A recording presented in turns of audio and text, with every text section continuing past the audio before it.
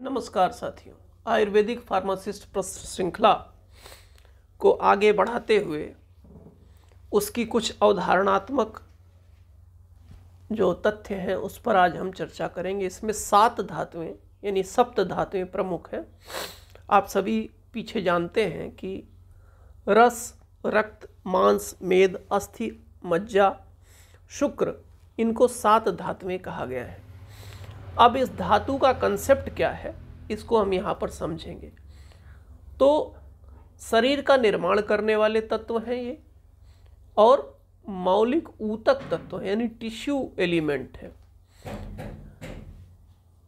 शरीर का पोषण करते हैं और शरीर को धारण करते हैं तथा संयुक्त रूप से शरीर की रचना करने में सहायक होते हैं। अब देखिए, इस चित्र में आप देख रहे हैं कि ये सबसे पहले जो रस है, रस के बाद फिर रक्त, रक्त के बाद मांस, मांस के बाद मेद या फैट, फिर अस्थि, अस्थि के बाद मज्जा और मज्जा के बाद शुक्र। ये इस प्रकार से आयुर्वेद में माना गया है। अब इन 7 धातुओं का निर्माण, जैसे हमने पीछे चर्चा की है कि पंच महाभूतों के मिश्रण से इनका निर्माण होता है, तो सभी धातुओं में एक एक महाभूत की प्रधानता होती है। धातु रस, रक्त, मांस, मेद, अस्थि, मज्जा, शुक्र प्रधान्य महाभूत जल, तेजस, पृथ्वी, वायु, अग्नि, आकाश और जठराग्नि से जो भोजन का पाचन होता है उसी के क्रिया से धातुओं की उत्पत्ति होती है। क्योंकि इस पाचक अग्नि से भोजन 2 भागों में बंट जाता है, और वो भाग क्या होते हैं? जो सार भाग है भोजन का और जो मल है, दोनों अलग हो जाता है। इसमें सार भाग ही व्यान वायु की सहायता से सारे शरीर में पहुंचता है, जिससे रस, रक्त आदि धातुओं का निर्माण होता है और पोषण होता है।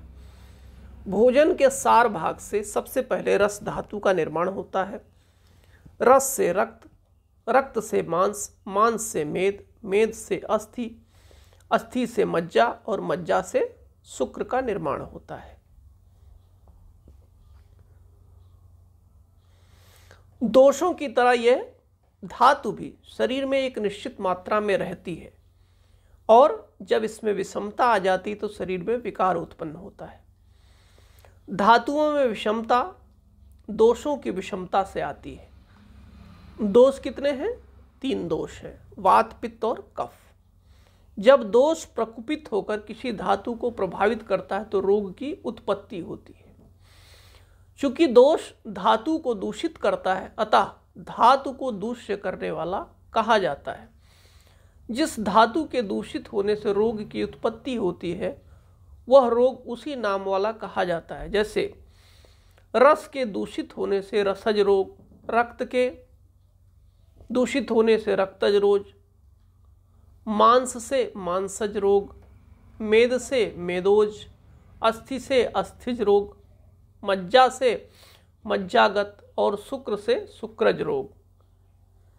इस प्रकार से ये जो 7 धातुएं हैं, उन 7 धातुओं के विषय में एक संक्षेप सा अवधारणात्मक प्रस्तुतिकरण आपके सामने किया गया। आगे हम इनमें जो विकार हैं उन विकारों के संदर्भ में बात करेंगे। धन्यवाद।